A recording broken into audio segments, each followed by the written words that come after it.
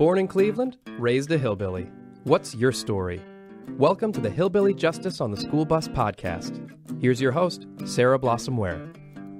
Welcome back to the Hillbilly Justice on the School Bus podcast. I'm your host, Sarah Blossom Ware.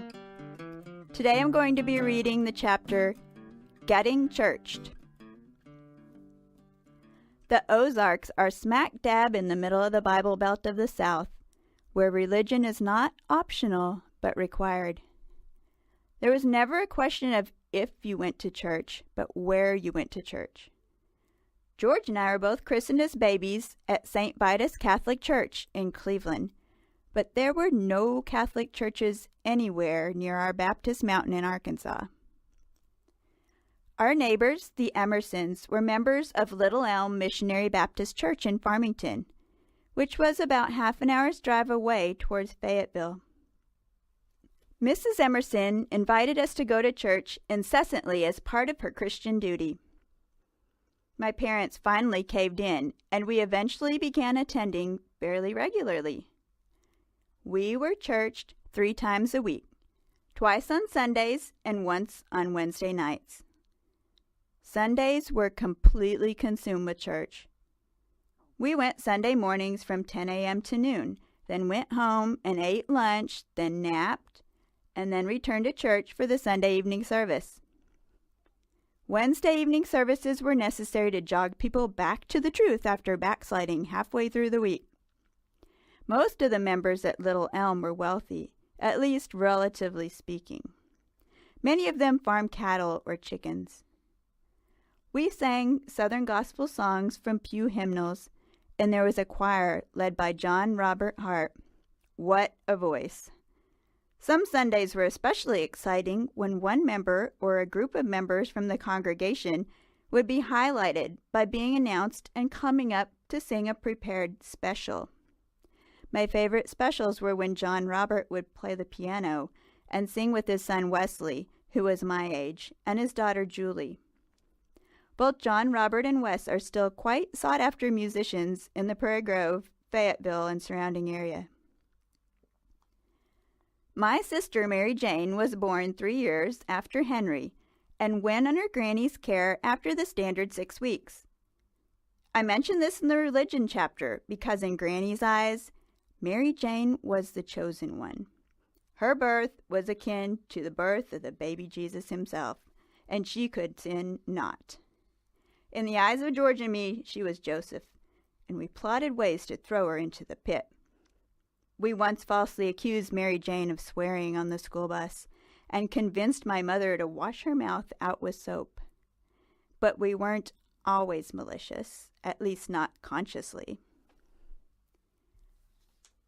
One Sunday, my mother's face flushed red when several members of the Little Elm congregation pointed out to her in whispered voices that Mary Jane, probably 3 years old at the time, was not sitting in a ladylike fashion, and that she also did not have any underpants on. Somehow, I got blamed for that because I had been charged with getting her dressed that morning. I thought I did a pretty decent job for a 10-year-old by managing to get her in a dress. Just forgot one minor detail. Another Sunday, we got halfway home before Mom realized that Mary Jane wasn't in the car with us. When we drove back to the church, we were confronted with a bunch of parishioners standing outside the front doors with confused looks on their faces and Mary Jane standing in the midst. Mom was embarrassed again, and we got blamed again. Okay, now it's time to reintroduce our discussion panel members for this podcast and the next couple. So if you could please just introduce yourselves again, just using your 6-word summaries. And for you people who are listening at home or in your cars or wherever you are, so if you want to know more about George or Azka, then listen in to the previous podcast, and they've done a more thorough background description for you. So, okay, go ahead, Azka. Yes. Hi, I'm Azka. Mine would be living between 2 cultures in one society. George Kuharick, 6-word summary, most at home in the woods. Okay, thank you very much. So I'm excited to get going on the discussion. So this chapter was about getting churched, and this church that I was talking about in this chapter was called Little Elm Missionary Baptist Church that we went to.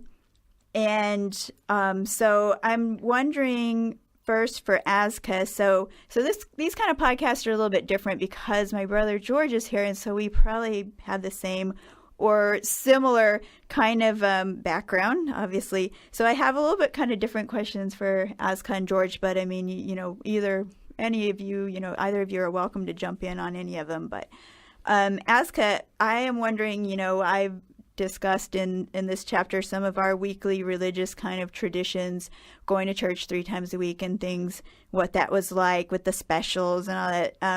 So I'm wondering, did you have some weekly, or do you have some weekly kind of religious or cultural kind of traditional things that you do like every week? So I'm from the Muslim faith, and one of the weekly religious things, mostly for guys, is going to the mosque on Fridays and having Friday prayer. So we don't have like your weekly church like we do, but most of the time women don't really go because mosques tend to be smaller, and it's more so required for guys, I guess, in that sense. But women do go often, and it's kind of like your typical, like, you do your prayer, you have like your sermon with like the priest, which is like we call him an alim, like the main head honcho, you can say, of our church, aka mosque. And cultural wise, the Muslim faith is a really interesting thing, just like Christianity and other branches, is because like each country / culture have different ways of doing different things. So the great thing about Islam is when everyone does like the Hajj, which is like a pilgrimage to Mecca and Saudi Arabia, everyone from different branches of Islam come into one place and do the pilgrimage together. So you don't know who is of which denomination / branch.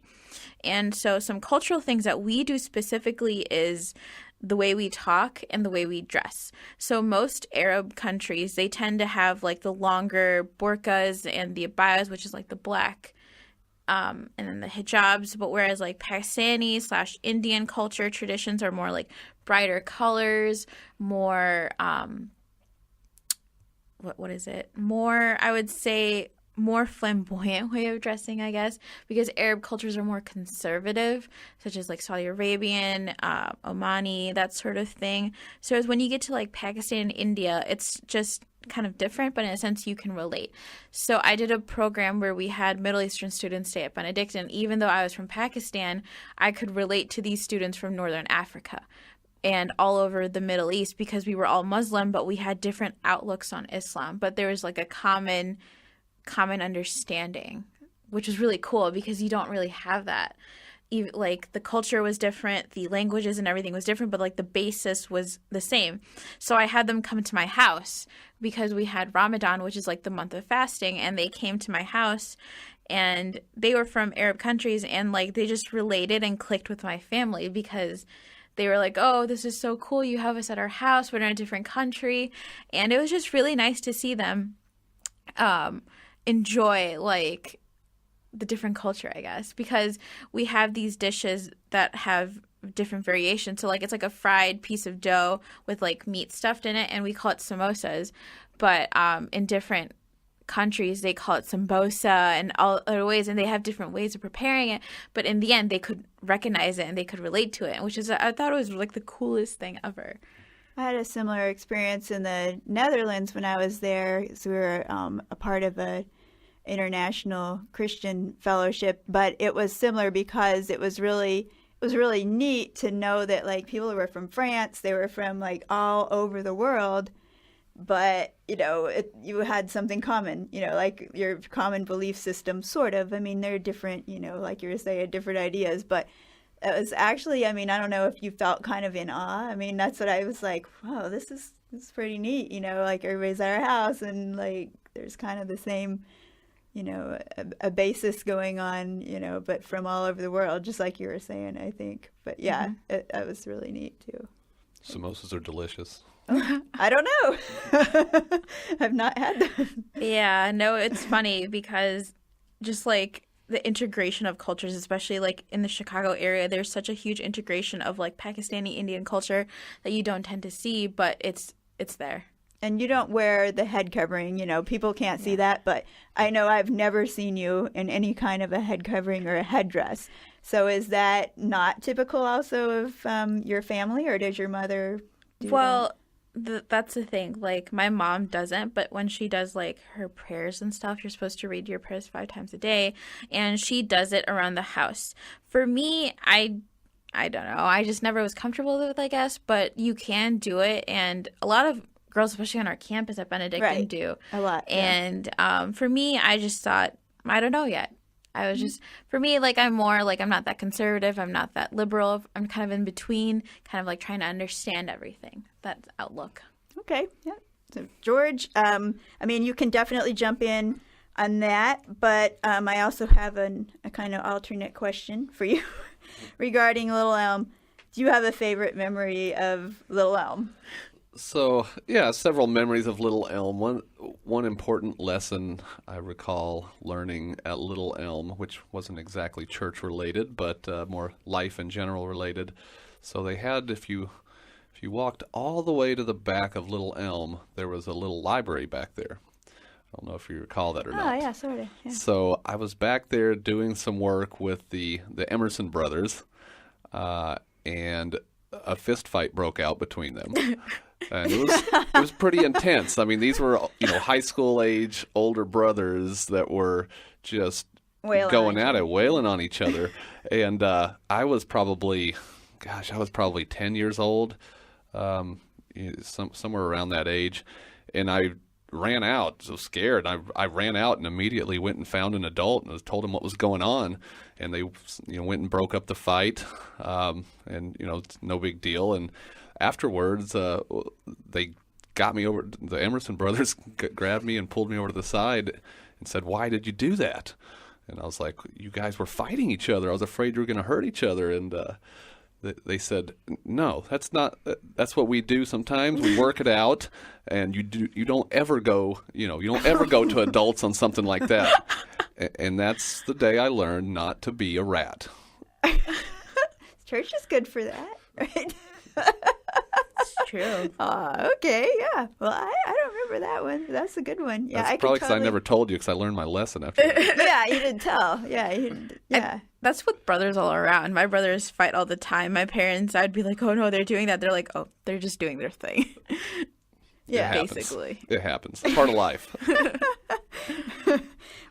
I don't know. I don't remember fighting though. Oh, well, not so much with you. No.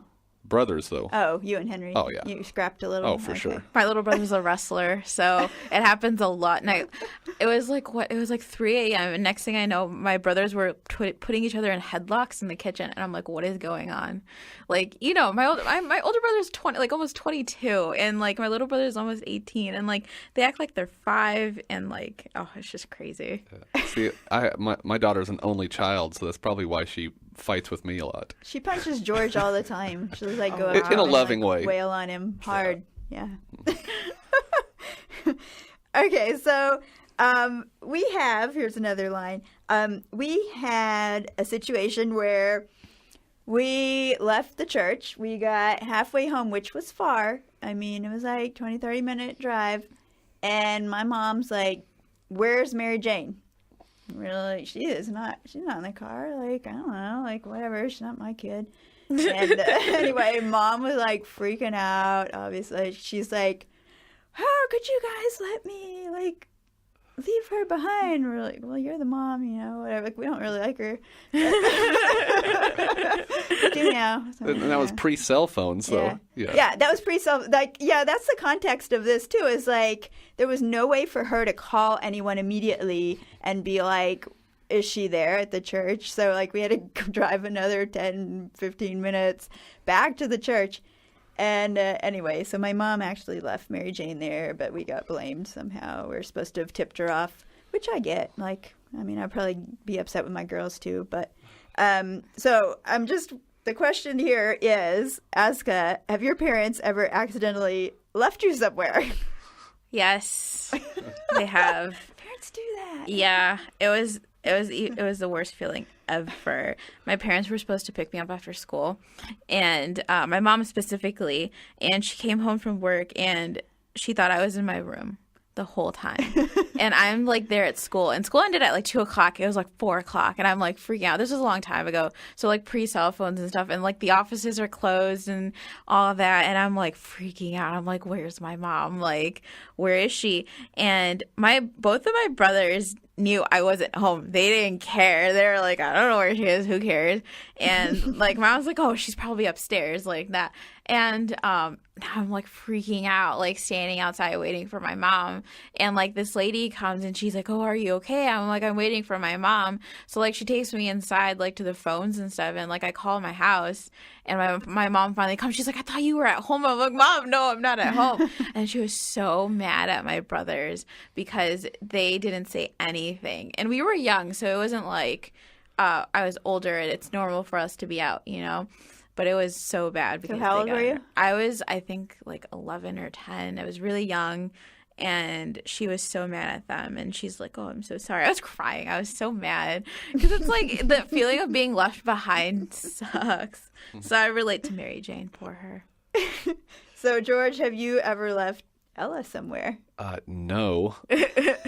But I only have one child, so if I left my one child somewhere, that would be, I think, a pretty terrible thing. But I could totally see how it could have happened to our parents or even you, Sarah, with 4 kids. That's a lot to keep up with. I have my hands full with one, and running her from school to activities to their sporting events. I have no idea how our parents even kept up with that. So I'm surprised it didn't happen more often. Yeah. Well, I was, I did it actually at least once, maybe more. But it was after I had the 4th one. So after I had Edie, and we were visiting, maybe it was after Gwen, I don't know, after one of the last ones. And we were in Arkansas. We went into Walmart for something with Henry, and we got all the way to the door, and Henry's like, I think you're forgetting a child. And like the baby was still in the car, because I'm not used to, I count heads all the time, and I wasn't yet used to counting that other head. Like I just I mean, it was kind of a bad feeling, but I only got to like the door of Walmart, so it wasn't too bad. From the parent perspective, I was babysitting this whole weekend. So I was in charge of a 13-year-old, an 8-year-old, and a 5-year-old. And they're really well-behaved kids. So, like, they're really, like, they'll stick with you. And I took them to the mall, and I have them in the mall. And, like, they'll run off, like, into the mall. And I'm like, I don't know how parents do it. Like, they're, like, one's going one way, one's going the other way. And I'm like, guys, stay together, please. And it was just the craziest thing ever because, like, they didn't run off, like, while we were walking, like, store to store. It was just, like, in the store itself. They would be in different areas. So, like, I would grab one, and I would be like, where's the other one? And I would try finding her. And it was just, like, the craziest experience. This is every day of my life, Azka. This is why I don't want kids now. It's crazy. You got round one up, and the others are gone. Yeah. It's intense. Okay, so George, here's a question for you. Do you have any other memorable Mary Jane stories? Memorable Mary Jane stories? Well, I guess not a specific story, but just in general, I learned that if you got Mary Jane on your side, you were almost guaranteed not to get into trouble for whatever was going on. With Granny. Granny especially, yes. So I would tend to get my story straight with her, buddy up to her, give her a piece of candy, whatever it took, and that would keep me out of trouble almost always. Henry never learned that skill, so our other brother, so I had the leg up on him usually. Yeah, he was, he was on his own. He would take the fall a lot of times. Yeah, Granny definitely considered Mary Jane the chosen one. And a lot of men also consider her the chosen one somehow. I mean, like, after this book was published, I think it's still on Amazon. One of the reviews was, like, from the man of the hour or whatever, and he was like, I also think she's the chosen one. Like, So she's got that way. I don't know. But yeah, it was a little annoying to be at Granny's whenever Mary Jane was obviously at fault and you were under the bed or whatever. But for Man of the hour. Ouch. Sorry, Mary Jane. I love you. A lot of men love you too. Okay. All right. So also, we're talking about like we got blamed for this, that. Like actually, sometimes we were given quite a bit of responsibility as kids. I mean, I have a 10-year-old Hope right now, but 10 years old seemed to be like the time when you like, Mom and Dad were like, you got it. And like, George was asked to change a tire. Like, it didn't go so well. Yeah. We talked about that in one of the previous podcasts. And I was asked to get Mary Jane dressed, which I can see now. I mean, I would ask Hope, I'm sure I've asked her to find clothes for Edie or whatever, who was, close to Mary Jane's age at the time. But anyway, we were given kind of a lot of responsibility, I feel like sometimes, for our age. And so I'm wondering, what are some of the kind of responsibilities that you remember getting that were maybe too much for you, or maybe you still handled fine, or, maybe didn't handle so fine? For me, oh gosh. Okay, so because I have two brothers, I'm the middle child as well. So my parents tend to put a lot of responsibility on me because I get things done. I guess that detail-oriented, like, driven mentality. And even today, like with my little brother, I had to register him for high school, and now I have to go get his supplies and do his shopping and help him out. My little brother, right? And it's like my parents are like, oh, hey, you can do it. Like, you can go take care of things and get it done. And I guess like I've always had that mentality, like being organized and being responsible for my brothers, like even my older brother, like helping them out and like being in charge and like mailing things, getting it done, running errands for my parents. And it's just like I've always done that, like always being the responsible one. So yeah, if you're responsible, you get more responsibility, which is sometimes, oh man, why do I have to be so responsible? Oh, I hate it sometimes. It's crazy because it's like, it's just like that crazy responsibility that you're in charge with. Like you have to get it done because your parents are dependent on you to do it. It's good too, though. It teaches you the independence and self-reliance. It's a lesson I had to recently relearn with my daughter, Ella. She always does well in school, but you could tell she wasn't that into it. This was last year. Grades were slipping a little bit, and I was just micromanaging, checking her teachers, what tests does she have coming up, what homework does she have due, and I stopped and thought, I was like, wait, my parents never did this. No. Never. Mm-hmm. They never asked me, they check a report card, but they never asked me what tests I had coming up or did I do my homework. It was all up to me, and it's something that I had to reteach myself and then instill in Ella that, hey, this is you. I'm not gonna check what's due for you. I'm not gonna check what you have coming up. If you want me to help with anything, you come to me and ask me. But really getting her to take ownership and responsibility for her own schoolwork, and this was 5th grade, so she's at an age that she should have been doing that. And I mean, the turnaround by the end of the semester was incredible. She made straight A's, actually pulled up to straight A's by the end of the first semester and got strong straight A's the second semester of 5th grade. And her teacher said she saw a noticeable improvement in her attention in class. And so, I think it's a self-reliance and being given that responsibility, I think is good for kids. Yeah, I can relate to that. My older brother, like with my dad is always micromanaging my older brother, like to do things to get him done. And I'm always going to my dad. Like we always have to have this talk with our dad about our futures. And I'm like, Dad, this is my plan A, this is my plan B, this is my plan C. I need to get these things done. And with my older brother, it's like my dad is always freaking out about it. I'm like always worried, always stressed because it's like he doesn't know and he's not confident with what he wants to do. And my dad gets worried and I'm like, Dad, why aren't you ever worried about me, And he's like, because you'll be fine. Like it's just the way it works. And I think that's like a really important skill to have, like in today's society, especially because your parents can't always be running behind you. You have to still depend on yourself. And it's really sad because my dad has this cute little saying. He's like, I'll always be his dad, you know? But I'm like, Dad, until when, you know? Like, he's, 23? Let him be.